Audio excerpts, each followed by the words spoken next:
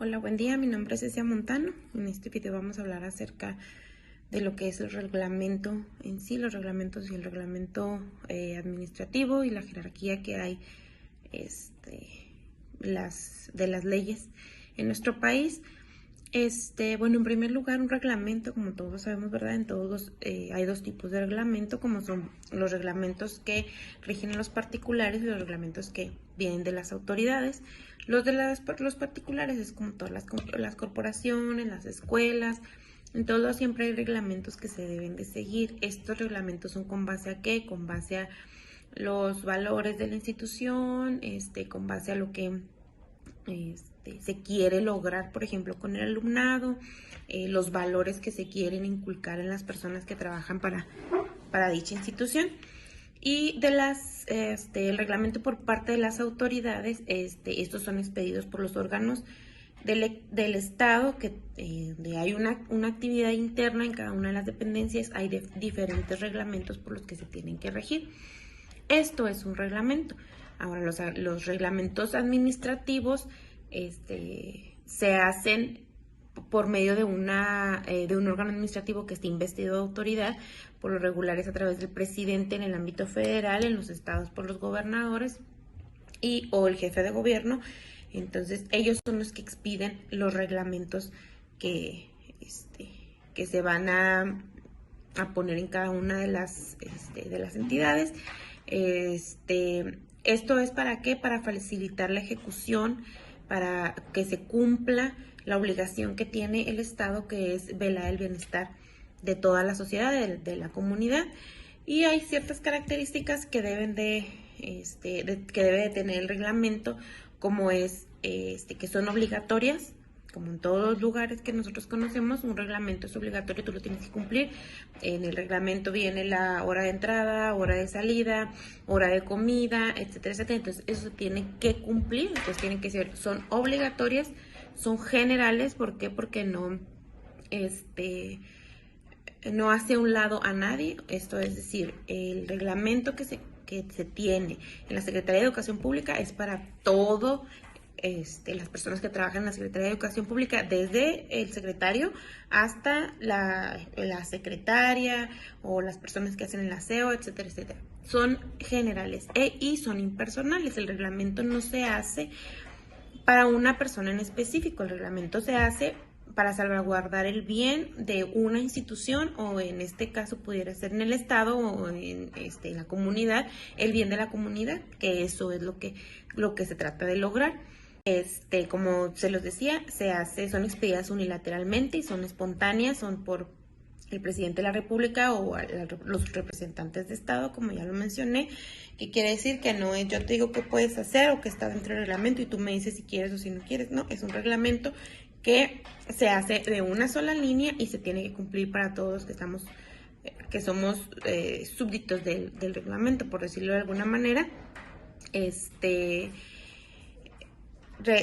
Todos los reglamentos salen de una ley. O sea, ¿esto qué quiere decir? El reglamento no puede ir una parte del reglamento no puede ir en contra de alguna de las leyes. Si, por ejemplo, la ley dice que se tiene que, ahora que estamos con lo de la inclusión, si es que tienen que estar incluidos todos, un reglamento no puede ir en contra, no puede decir el reglamento, aquí no se permiten personas de etnias, o la etnia de aquí de mi estado son los tarahumaras. Entonces un reglamento de una institución no puede decir, aquí no se permite la entrada a los tarahumaras.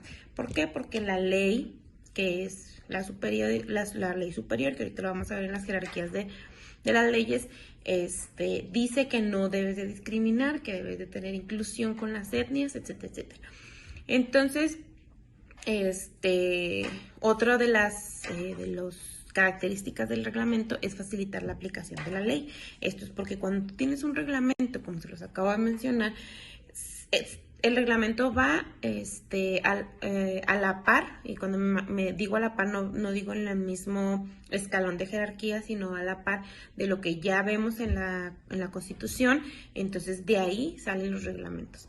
Entonces, ¿qué quiere decir esto? Que cuando tú cumples con un reglamento, entonces, por ejemplo, el reglamento de tránsito, pues tú ya sabes, te es más fácil la aplicación, que la ley sea aplicable. La función implica una función legislativa. ¿Por qué? Porque los medios, como ya lo hemos sabido, el Poder Legislativo es el que legisla, es el que crea las leyes. Entonces, de ahí es una función legislativa lo que es el reglamento. Y el proceso de elaboración es muchísimo más rápido que lo que es la ley. ¿Por qué? Porque la ley tiene que pasar un proceso. Puede ser, por ejemplo, si el presidente hace una propuesta de ley, tiene que pasar luego por el Congreso por la Cámara de Diputados, luego por la Cámara de Senadores. Entonces es un proceso más largo.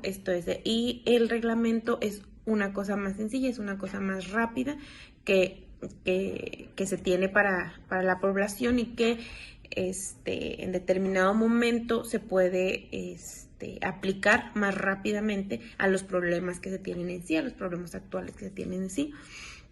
Y la finalidad es que se vea el precepto general que se formula en las leyes para adaptarlo a la práctica. Esto es, como todos conocemos, la Constitución Política de los Estados Unidos Mexicanos, que es la que nos rige. Son muchísimos artículos, pero en sí, cuando nosotros queremos que sea para una cosa en específica, como lo he mencionado en algunas ocasiones, es, por ejemplo, cuando la ley de la administración, por decir alguna ley, o la ley de tránsito, emana de un artículo de la Constitución Política de los Estados Unidos Mexicanos. De ahí es de donde sale. Entonces, esto es la finalidad de que se haga un reglamento, y es una representación popular. Esto es que nosotros buscamos con el reglamento que se proteja a la comunidad, que se proteja a la sociedad.